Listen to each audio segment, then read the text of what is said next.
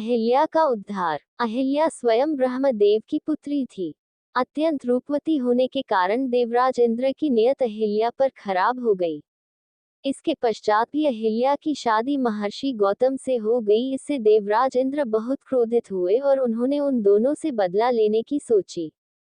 अहिल्या का उद्धार। एक रात देवराज इंद्र ने मुर्गे का रूप धारण करके ऋषि गौतम के आश्रम के बाहर जाकर बांग देनी शुरू कर दी।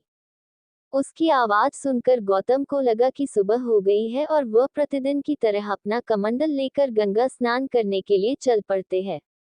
पीछे से देवराज इंद्र ऋषि गौतम का वेश धारण करके अहिल्या के पास चले जाते हैं और उसके साथ समागम करते हैं। जब ऋषि गौतम गंगा तट पर स्नान करने के लिए पहुंचते हैं तो उन्हें यह आभास होता है कि अभी सुबह हुई नहीं है। अवश्य ही किसी ने उनके साथ छल किया है।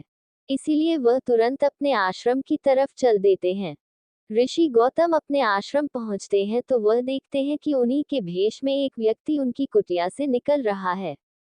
ऋषि गौतम परम तपस्वी थे, इसलिए वह छल वेश में भी देवराज इंद्र को पहचान जाते हैं और उसे कुरूप होने का श्राप देते हैं। ये सुनकर अहिल्या अपनी कुटिया से बाहर निकलती है, तब वह समझ जाती है कि उसके साथ छल हुआ है और अपने पति ऋषि गौतम के पैरों में गिरकर क्षमा मांगने लगती है। लेकिन क्रोध में भरे हुए श्री गौतम ने उन्हें क्षमा नहीं किया और तुरंत पत्थर में बदलने का श्राप दिया। बार बार मिन्नत करने के बाद ऋषि गौतम को अहिल्या पर दया आ जाते हैं और वह उसकी मुक्ति का मार्ग बताते हैं। जब भगवान विष्णु राम अवतार में पृथ्वी पर आएंगे तब वह अपने चरणों से स्पर्श करके तुम्हें इस श्राप से मुक्त करेंगे।